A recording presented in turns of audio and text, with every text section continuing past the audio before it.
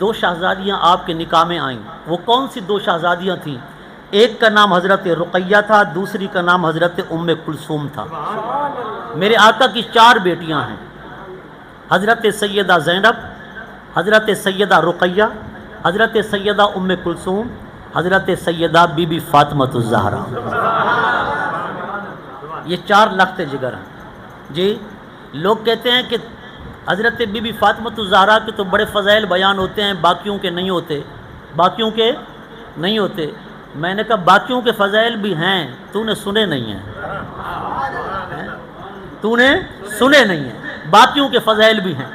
ایک دن حضور نے اپنی شہزادی حضرت سیدنا عثمان غنی کی زوجہ محترمہ حضرت ام کلثوم کو مخاطب ہو کر حضور نے فرمایا، بیٹی ام کلثوم کہ اس بات پر تو خوش نہیں ہے، اس بات پر تو راضی نہیں ہے؟ رب نے جو تجھے شوہر عطا کیا ہے نا، جس کا نام عثمان ہے، یہ کچھ میرے دادا ابراہیم کے مشابہ ہے اور یہ کچھ خود محمد کے مشابہ ہے۔ فرمایا ایک طرف دیکھو جلوہ خلیل اللہ نظر آتا ہے، دوسری طرف دیکھو جلوہ حبیب اللہ نظر آتا ہے۔ فرمایا دونوں نبیوں کا حسن اگر کسی ایک میں دیکھنا چاہتے ہو کہ جس میں حسن خلیل اللہ بھی ہو، جس میں حسن حبیب اللہ کی جھلک بھی ہو، فرما وہ تیرا شوہر عثمان، وہ تیرا شوہر عثمان ہے۔ حضرات گرامی، حضرت عثمان غنی رضی اللہ تعالی عنہ، جنگ بدر کا موقع تھا، حضرت رقیہ آپ کے عقد نکاح میں تھی، وہ بیمار ہو گئی۔ جب وہ بیمار ہوئی نا تو حضور نے اعلان فرما دیا بھی جنگ بدر بپا ہونی ہے، پہلی کفر و اسلام کی ٹکر، پہلا کفر و اسلام کا مارکا۔ حضرت عثمان غنی بھی تیار ہو گئے، دیگر صحابہ بھی تیار ہو گئے۔ حضور نے فرمایا عثمان تم نے نہیں جانا، تم نے نہیں جانا، تم نے گھر رہنا ہے۔ عرض کی آقا جیسے آپ کا حکم۔ حضور نے فرمایا بس میرا حکم ہے، میری شہزادی ہے، تیری گھر والی ہے سیدہ رقیہ، وہ بیمار ہیں، ان کی تیمارداری اور دیکھ بھال کے لیے تو گھر میں رہے۔ اے عثمان تجھے بدری صحابہ والا جہاد کا درجہ بھی مل جائے گا، شہادت کا مقام بھی مل جائے گا۔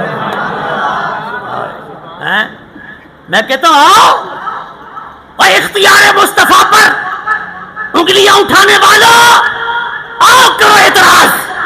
بخاری، مسلم، سیاستہ جہاں بدری صحابہ کے نام لکھے گئے، بدری صحابہ کے کہ بدر میں 313 صحابہ کون کون سے تھے؟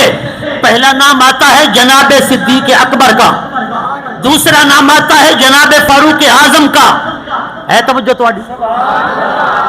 اگلے جملے پہ آواز آنی چاہیے۔ حضرت عثمان گئے نہیں، بدر میں نہیں گئے، گھر میں رہے۔ لیکن جب بدری صحابہ کی لسٹ بنی، بدری صحابہ کی فہرست بنی، لکھنے والے مورخین نے لکھا، محدثین نے لکھا، پہلا نام لکھا صدیق اکبر کا، دوسرا نام لکھا عمر فاروق کا، تیسرا نام لکھا عثمان ذو النورین کا۔ بدری صحابہ میں حالانکہ آپ گئے نہیں، آپ گئے نہیں، گھر میں رہے، پر حضور کا اختیار دیکھو، کوئی غیر حاضر ہو ہم اس کی حاضری نہیں لگا سکتے۔ ماسٹر صاحب بیٹھے پوچھو اگر سکول کے اندر کوئی استاد غیر حاضر ہو کیا ہیڈ ماسٹر حاضری لگا سکتا ہے؟ لگائے گا، خائن شمار ہوگا کہ اس نے خیانت کی ہے، اس نے بددیانتی کی ہے، فلاں ٹیچر سکول میں آیا نہیں ہے، اس کی حاضری اس نے لگا دی ہے۔ پر سنو میرے آقا نے عثمان بدر میں گئے نہیں، حضور نے حاضری لگا دی۔ اب اس پہ اعتراض نہ ابو بکر نے کیا، اس پہ اعتراض نہ عمر نے کیا، اس پہ اعتراض نہ علی نے کیا، اس پہ اعتراض 313 صحابہ میں سے کسی نے نہ کیا۔ پتہ چلا اختیار مصطفیٰ سنی بھی مانتا ہے، صحابہ بھی مانتے ہیں۔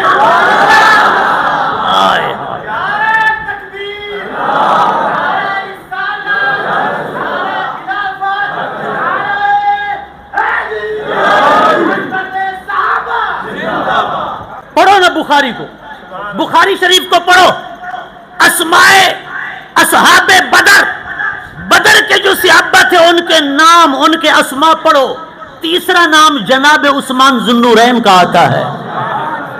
اور کسی صحابی نے یہ نہیں کہا کہ یہ تو تھے نہیں، تیسرا نمبر آپ نے ان کو دے دیا، تیسرا نمبر تو مجھے ملنا چاہیے تھا۔ حضرت علی کہہ دیتے تیسرا نمبر مجھے ملنا چاہیے تھا، کوئی اور کہہ دیتے تیسرا نمبر مجھے ملنا چاہیے تھا، پر سب کو پتا تھا نبی پاک مختار کل ہیں، جس کو جو مقام چاہیں عطا فرما دیں۔ چونو چرا کی کیوں اور کیا کی، یہ کیسے ہو گیا، یہ کیوں ہو گیا؟ فرمائی یہ عادت مولوی کی ہے، یہ عادت صحابی کی نہیں ہے، نہ کسی عاشق رسول کی ہے۔ مجاہدین بدر کا درجہ عطا فرما دیا، یہ ہے اختیار رسول۔